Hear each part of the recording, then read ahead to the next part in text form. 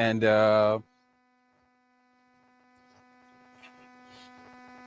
yeah. Okay, so our next speaker goes by the name Jacques Narcisse Nan, an expert squat. So trust me, he is a software engineer and he knows what he's doing. And please pay attention because you have a lot to learn. And he will be talking to us about the Triple D domain-driven design in monolithic using Spring Modulate. Okay? Thank you. Welcome, Jacques. Merci. You have the floor. I will just give you my mic.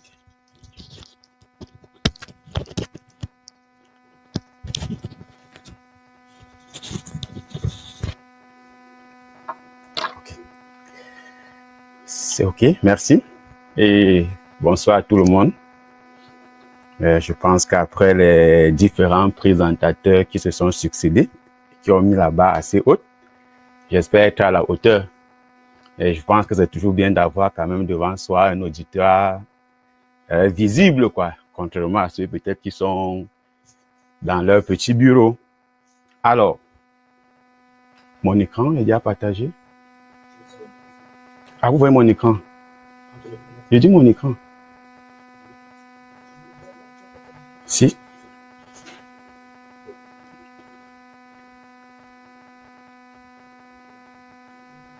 Attends, je regarde.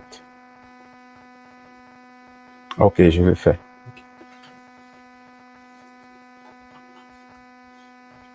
Ah, d'accord.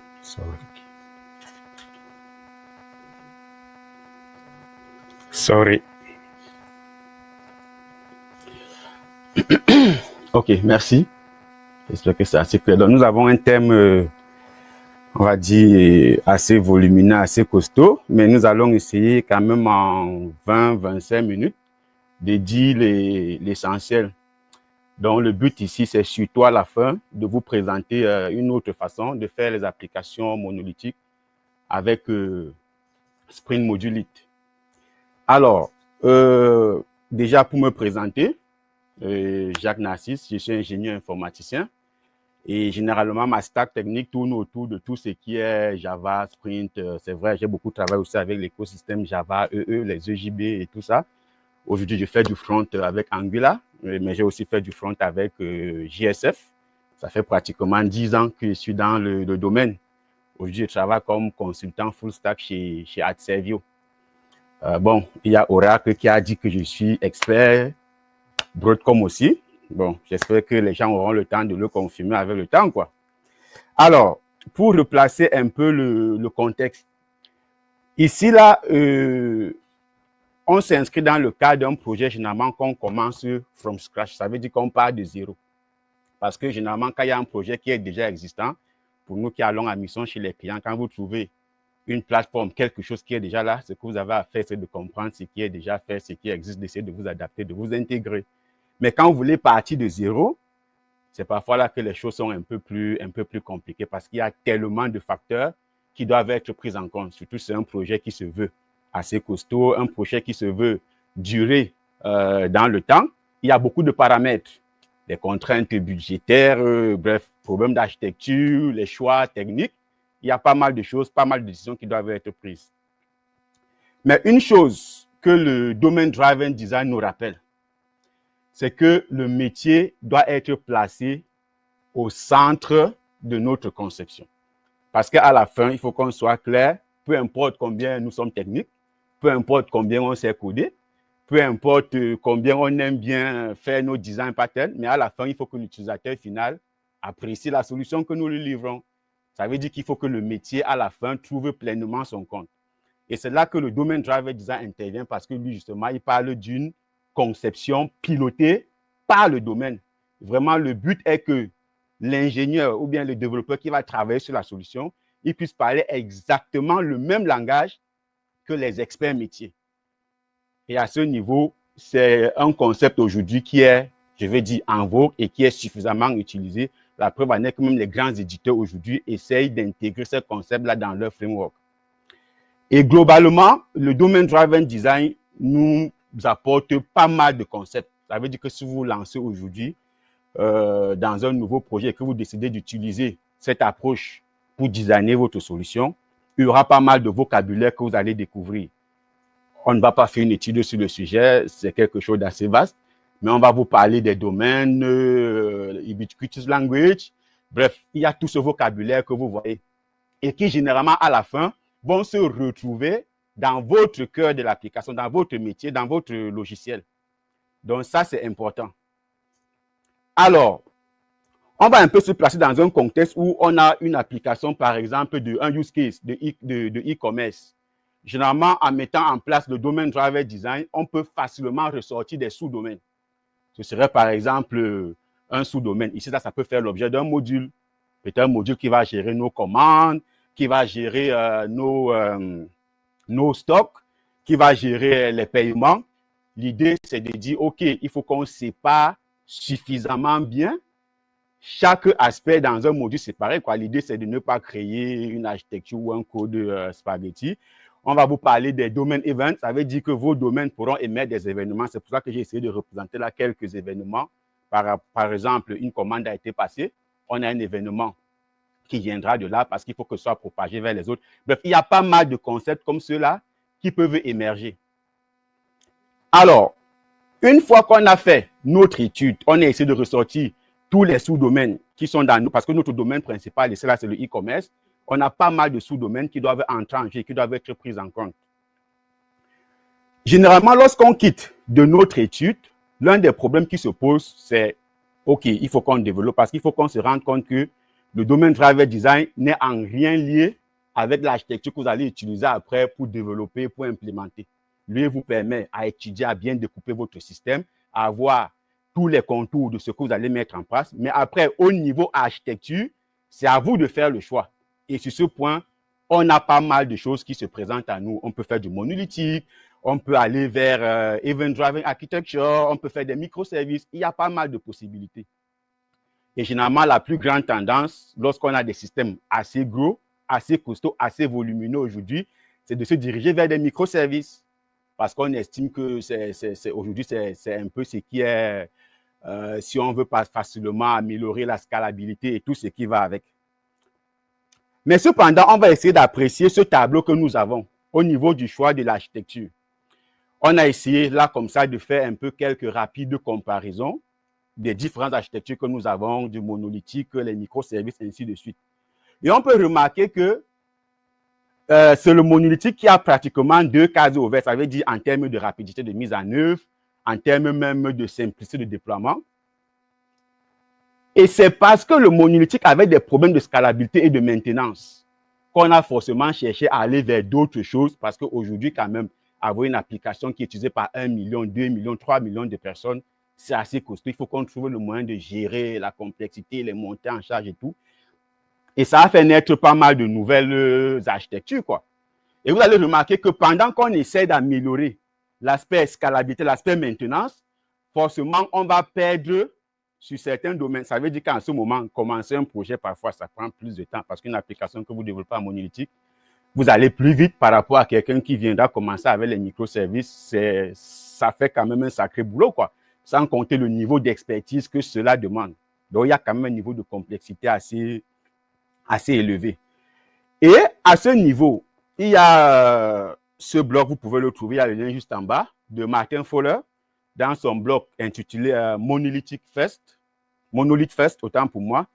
Il recommande de commencer un nouveau projet toujours par une architecture monolithique. Et je rappelle que ça, c'est l'un des plus grands évangélistes de l'architecture microservice.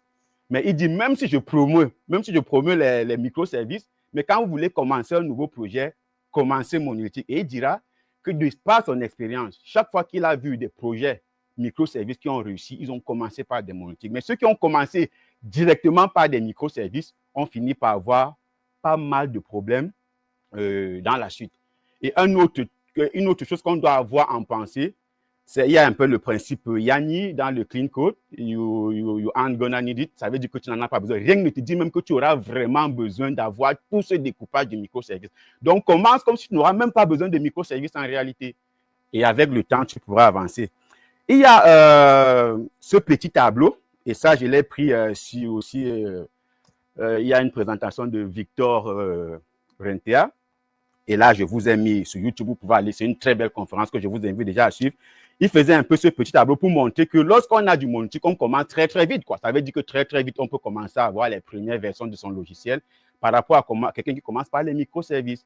Mais sauf que l'inconvénient du monolithique, c'est que plus le temps avance, plus l'application grossit, on commence à perdre en efficacité. C'est pour ça que vous voyez la courbe décroître. Alors qu'avec les microservices, on peut pratiquement être sur quelque chose d'assez constant. Alors, donc, si on se dit qu'on peut aller sur du monolithique, sur des applications monolithiques, il faut aussi qu'on se dise qu'on ne peut pas le faire n'importe comment.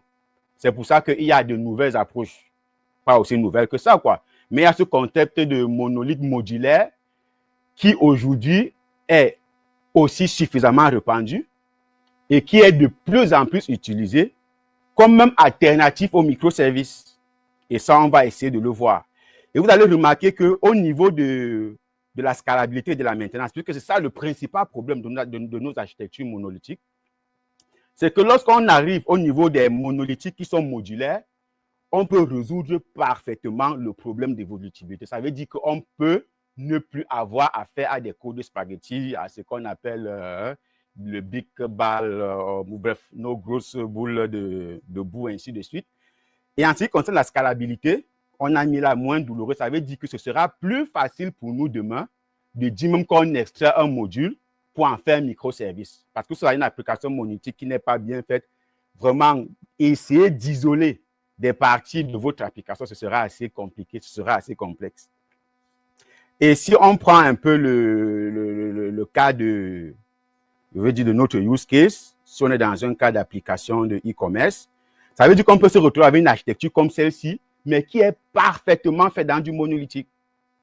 Bien découpé, bien modulaire, et ce sera très facile de pouvoir extraire les modules au fur et à mesure qu'on avancera et qu'on on verra la pertinence, quoi.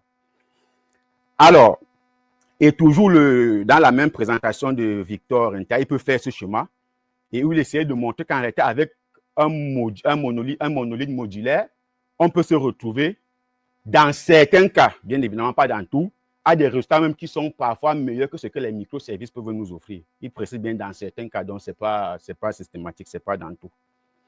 Alors, ceci étant dit, on suppose donc, OK, on veut passer maintenant à notre étape dite de programmation. Ça veut dire que là, on a pu découper, avoir, je ne sais quoi, on va dire 4 sous-domaines.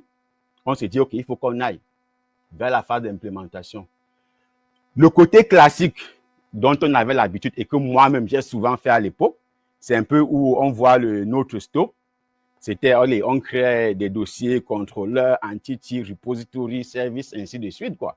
Mais c'est vraiment la chose à ne plus faire aujourd'hui. Parce que l'idée aussi, avec le domaine driver, c'est que notre domaine métier doit être représenté, lisible même dans notre code. Donc, la meilleure chose qui sera à faire, ce sera à peu près l'organisation que nous avons, inventory, notification, order, payment, ainsi de suite. Aussi simplement que ça, on est déjà en train de commencer notre application. Sauf que, même avec ce niveau d'organisation, le développeur, puisqu'à la fin, c'est lui qui programme, il peut faire n'importe quoi dans son code. Parce que avoir cette organisation des répertoires, ça ne veut pas forcément dire qu'à l'intérieur, ta façon d'agencer tes modules, tu les fais proprement. C'est un peu, lorsqu'on parle un peu aujourd'hui des architectures hexagonales et tout ça, quoi. C'est la rigueur du développeur qui fera la propriété de l'architecture. Et ça peut pratiquement être la même chose ici. Et ce qui se fait généralement, que nous faisons beaucoup, que nous continuons à faire, que nous faisons, c'est à peu près ce que nous avons là. Ça veut dire, OK, j'ai dit, d'accord, j'ai mon module inventory, j'ai mon module notification, ainsi de suite. Je prends ici un cas où je gère la gestion des commandes. OK, lorsqu'une commande est passée et que c'est validé, la suite, c'est d'aller vers le paiement. On pourrait se dire, j'injecte le service paiement là parce qu'après, j'aurais besoin de l'appeler pour dire, OK, vas-y, déclenche-moi le paiement. Au niveau des paiements, lorsque le paiement est fait, on peut se dire, voilà, on injecte le service de notification et puis de mise à jour des stocks. Une fois que c'est fait, allez, on peut déclencher. Généralement, c'est cette suite logique que nous avons lorsque nous organisons, lorsque nous développons aujourd'hui. Bon, cependant, faire ceci, ça crée un couplage qui, après, si on dit qu'on veut découper en microservices, ça va devenir assez compliqué parce que les dépendances entre les modules seront très fortes. Parce que ici, là, le service de paiement est dans un module qui n'a rien à voir avec le service qui gère les commandes, avec le module qui gère les commandes. Pareillement, le module qui gère les notifications n'a rien à voir avec celui qui va gérer les paiements, ainsi de suite. Mais on veut qu'ils soient parfaitement séparés. Donc, faire ça à la fin du jour où tu dis, je veux aller vers des microservices, ce sera assez difficile, ce sera assez lourd à faire. Alors, c'est là que Spring Module Lead entre en action. Parce que lui, il vient se placer là comme un garde-fou pour vous éviter les mauvaises pratiques. Généralement, un tech lead, par exemple, peut utiliser ceci pour se rassurer que non, ces développeurs font exactement ce qu'il attend d'eux. Donc, ça veut dire qu'en intégrant Spring Module Lead dans votre application, il peut contrôler pour vous ces fortes dépendances que vous êtes en train de créer et pour vous éviter de faire n'importe quoi. Et là, vous pouvez voir en dessous la dépendance Spring Boot que vous allez placer dans vos dépendances pour pouvoir accéder. Et vous savez, Spring Boot aujourd'hui, c'est de l'autoconfiguration. Dès qu'il est là, tout de suite, il est fonctionnel.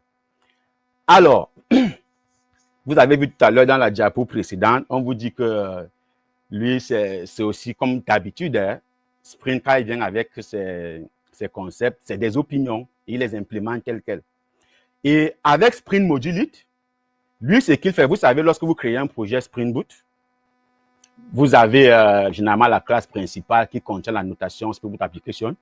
Tout ce que vous mettez en dessous comme dossier, comme répertoire, généralement, c'est ça qui est scanné. Bon, avec Spring Module Lead, ce qu'il fait, c'est que tous les dossiers que vous créez dans ce répertoire principal, lui, les considère déjà comme des modules.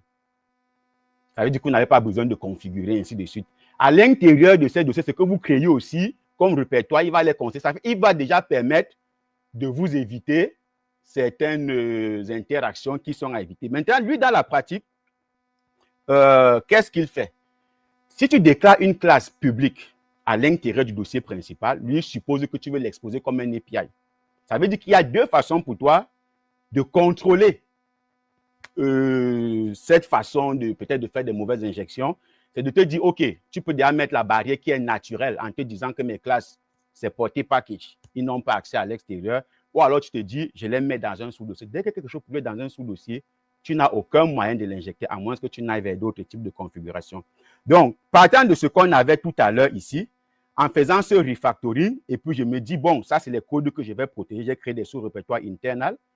Spring Module, lui, automatiquement, quand j'essaie de faire un test, si vous regardez sur mon écran là, je fais un module verify, il peut me dire tout de suite que j'ai un souci, je suis en train de violer le domaine d'un module, quoi. Et tout de suite, on peut aller corriger, on peut aller améliorer. Alors, maintenant, en termes de refactoring, parce qu'il faut bien qu'on corrige les erreurs qu'on a fait précédemment. Lui, ici, quand on est dans des applications qui sont monolithiques, il recommande d'utiliser les events. Parce que vous allez remarquer ici, qu'est-ce que je fais? J'enlève carrément le service de paiement et puis je dis, moi, je vais publier un événement. Qui va le gérer? Qui va le capturer? Je ne sais pas. Ça, ce sera fait à l'intérieur. Donc, ça fait que là, mon service qui gère mes commandes n'est pas du tout au courant de qui va gérer quoi que ce soit. Et pareillement, sur l'autre écran, on fait aussi un refactoring. Ça veut dire que là, je supprime carrément le module, le service qui gère les notifications, le service qui gère les commandes, ou plutôt les stocks. Je remplace juste par, on va dire, un composant Spring qui, lui, va me permettre de faire, bref, d'émettre des événements. Et vous remarquerez que j'ai désormais une seule dépendance parce que le seul, je vais dire quoi, événement que je vais émettre pour dire que le paiement a été effectué et qu'il faut déclencher une notification. Il faut ensuite déclencher une mise à jour des stocks, un truc comme ça. Ce même événement peut être capturé par tous les services qui en auront besoin. Donc, je n'aurai pas besoin à chaque fois d'injecter des services qui vont se mettre à faire des traitements à la chaîne, et ainsi de suite. Vous voyez, il y a une annotation application module listener qui est utilisée. C'est vrai, il y a d'autres annotations, mais celui-ci est introduit par Spring Module Lead parce qu'il intègre à l'intérieur les traitements asynchrones, il démarre une transaction, ainsi de suite. Alors, je vais un peu vous montrer très rapidement Ça, c'est à peu près l'organisation de mon code. Bon, ça, c'est avec un cas de test qui marche. Parce que là, bon, j'ai fait le for each, ça, c'est pour lister les modules de mon application. Là, c'est pour faire le verify. Tout à l'heure, on viendra sur la documentation qui génère. Donc, très rapidement, on va juste vérifier que ici, le test passe. Mais après, je vais essayer d'aller faire une mauvaise injection et on va voir ce qui va se passer par la suite. Alors là, normalement, il n'y aura pas de souci. En attendant, je vais essayer de faire ceci.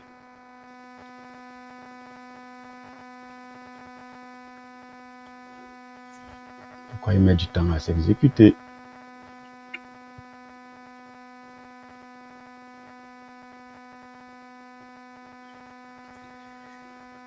Ça met beaucoup de temps. Je vais essayer de relancer. Bon, il était déjà en train de s'exécuter. Je n'ai pas été patient. Je vais le relancer.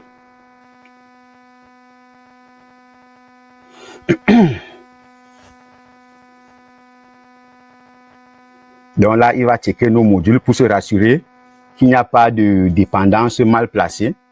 OK, là, tout est ouvert. Il n'y a aucun souci. Je vais essayer dans ce code-ci de lui dire, bon, je veux injecter dans mon application, par exemple, le service de notification, parce que je veux qu'après le paiement, je puisse déclencher une notification à l'endroit du client qui a fait le paiement. Si je fais ceci, je sauvegarde et que j'essaye de relancer le test. Donc, tout de suite, il va me prévenir pour dire que non, il y a quelque chose qui ne va pas. Et là, il t'évite considérablement d'être en train de coupler tes modules plus qu'il n'en faut. OK. Bon, là, je ne sais pas pourquoi il prend du temps. Là, on est au rouge. Si vous partez regarder, il va vous dire ce pourquoi module payment depend on non-expose, ainsi de suite, quoi. Donc, il faut faire ce genre de contrôle. Alors, il y a quelque chose aussi que lui, il fait et qui est assez intéressant. C'est qu'il peut, là, c'est l'instruction que j'ai mis dans ce cas de texte pour dire que, OK, je veux que tu me génères un peu la documentation.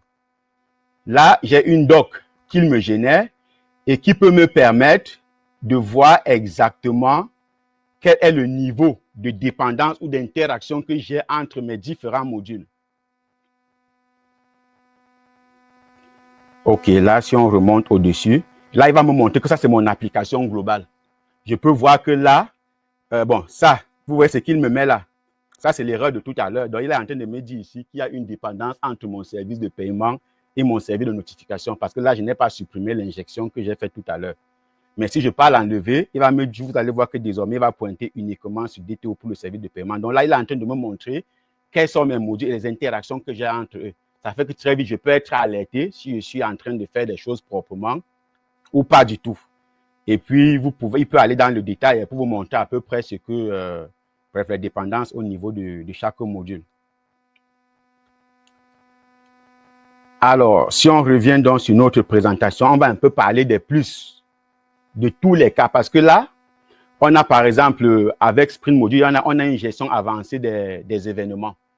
Vous avez vu tout à l'heure, par exemple, lorsqu'on fait un paiement, je déclenche un événement. Je peux externaliser ces événements-là. Donc, je me dis, OK, peut-être il y a un broker Kafka ou qu'importe qui a besoin aussi de réagir à cet événement. Je peux l'externaliser pour le propager au service externe. Je peux utiliser une base de données, par exemple, pour persister la gestion de mes événements. Et maintenant, même au niveau des tests, tu peux faire des tests d'intégration qui sont isolés pour chaque module. Il y a la génération des documents, un peu ce qu'on venait de voir pour te montrer l'interaction entre tous tes modules. Et aussi, ce qui est très important, c'est l'observabilité. Ça veut dire qu'il va te donner avec des dépendances module start, insight, actuator, observability.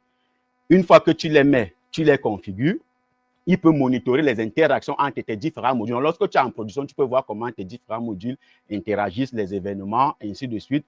Et ça peut te permettre de faire des améliorations.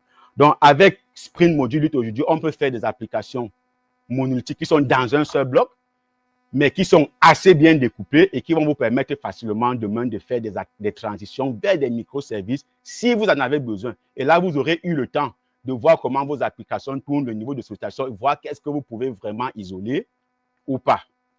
Donc, sur ce, je vous remercie S'il y a des questions, nous serons contents de les prendre.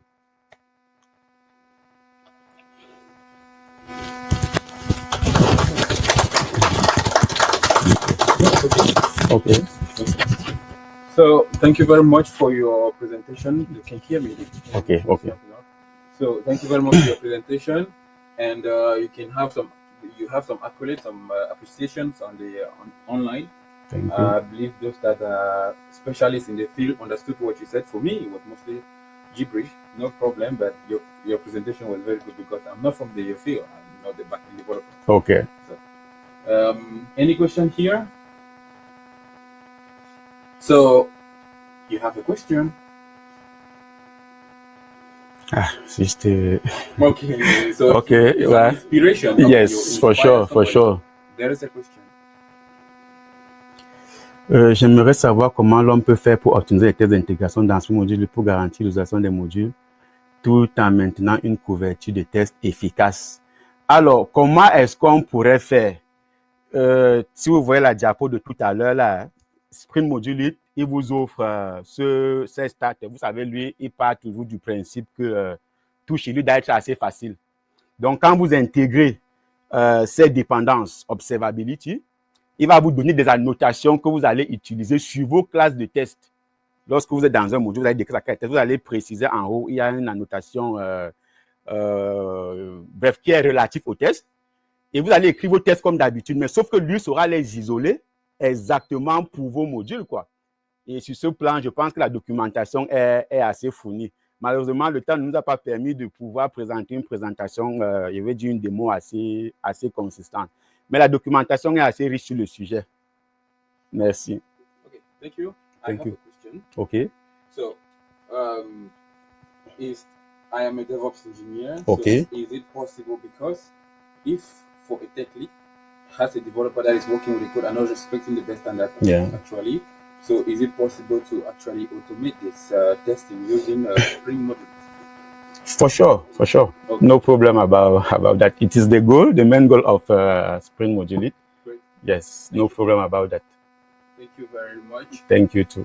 And thank you all for your attention, because so far so good. You are paying attention, and it's not easy, but knowledge also is not easy.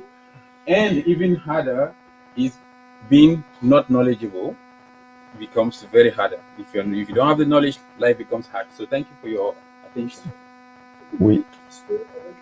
I have a question. Can you come on, please, and ask your question here, because we need a mic.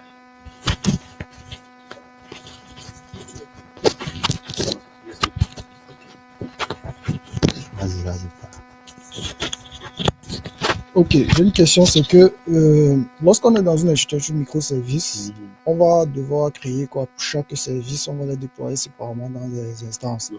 Est-ce qu'avec Spring Monolith, c'est pareil, ou bien on aura totalement un monolithe tout dans On les est instances? vraiment dans une application. Vous savez que tout est déployé en une seule application.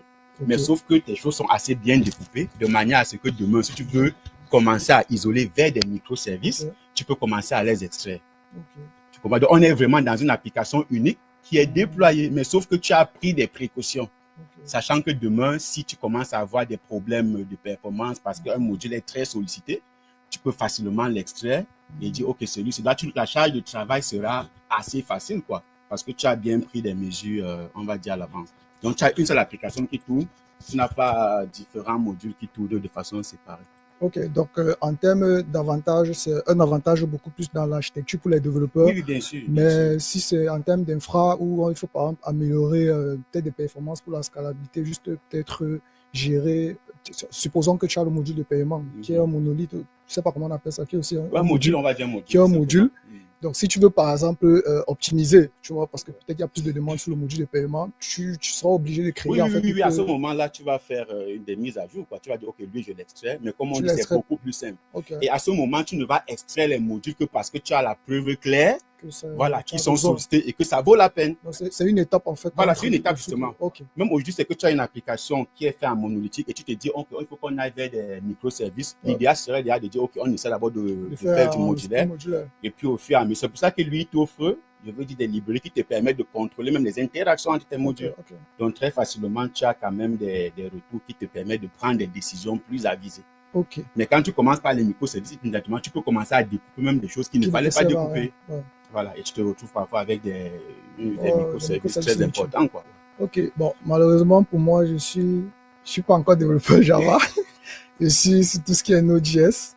Mais est-ce que tu as des trucs que tu décolles ça par rapport tout à l'heure, j'ai fait la remarque que à la fin, c'est que la rigueur du développeur suffit à faire des applications modulaires à monolithique. La rigueur du développeur.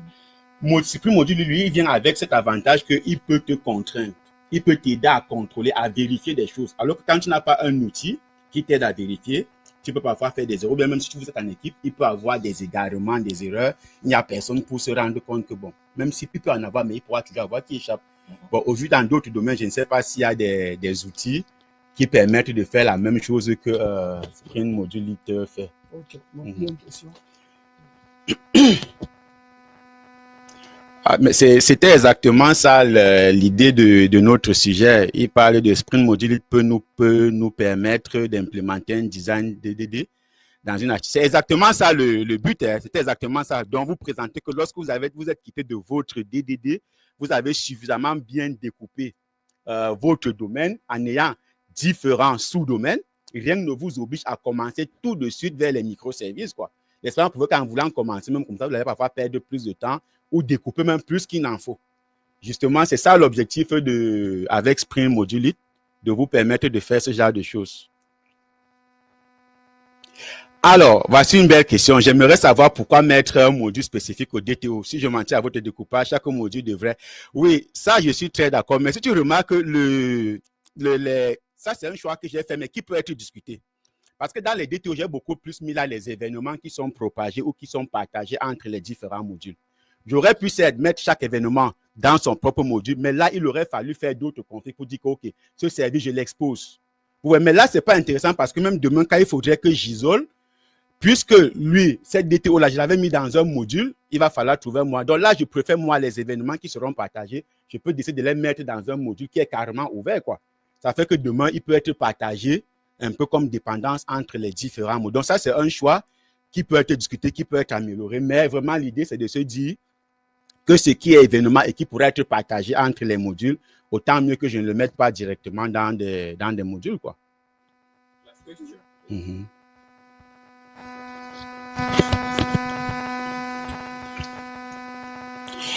Oh, comment mettre en place cette architecture d'une application Quarkus? Bon, déjà, Quarkus, je ne l'entends que de nom, je n'ai pas encore pris le temps de l'explorer. Je ne sais pas comment Quarkus fonctionne, donc je ne saurais vraiment répondre à cette question. Donc, vraiment, je n'ai pas la réponse, parce que Quarkus, déjà, je ne le connais pas bien, je ne sais pas comment il fonctionne. Donc, désolé, Boris. Ouais. Okay. Merci pour l'expert. Thank you. Comment gérer les versions de dépendance entre les modules? Comment gérer les versions de dépendance? C'est vrai que je ne comprends pas bien le sens de la question. Parce que, bref, chaque module fonctionne de façon indépendante. Donc, gérer les dépendances entre les modules, je ne sais pas si c'est moi qui ne comprends pas. Parce que de toute façon, les modules, le but pour eux, c'est de communiquer au travers des événements qui sont propagés. Je propage un événement. S'il y a des modules qui sont intéressés, ils vont écouter l'événement et puis ils vont le traiter, quoi. Bon, peut-être l'évolution, est-ce que ça peut être que le type d'événement change? Parce que, bon, désormais... Bon, disons que le but, c'est vraiment les événements. C'est vrai qu'il n'est pas possible qu'une DTO qui est partagée comme événement soit en train d'évoluer. Mais là, je ne sais pas si ça va faire problème concrètement. Je ne pense pas. Donc, je pense que normalement, ça ne devrait pas être un souci. Hein? Ça ne devrait pas être un souci. Okay. Merci. Okay, thank you too. So that got very interesting. And now I would have to do a recommendation to you. last session of Kutano, we had somebody that presented Quarkus. Yes. So you can make use of that Exactly. and get yourself updated with Okay. Quarkus. So, and for every other question, here is the LinkedIn handle. Yeah. You can contact him, send a friend request. He's very active. He will reply. And thank you very much, Narcis. Thank you.